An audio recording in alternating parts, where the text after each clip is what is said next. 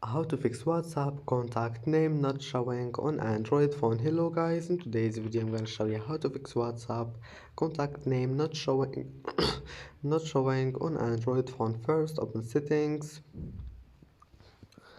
and then scroll down until you find apps, and now click apps again, and here you will find WhatsApp. Now just click on it, and then here you will find permissions.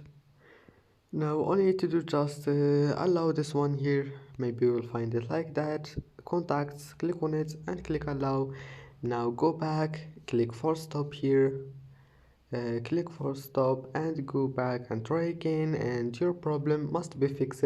And that's it for today's video. If you like this video, don't forget like and subscribe, and thank you for watching this video until the end, and see you in the next video.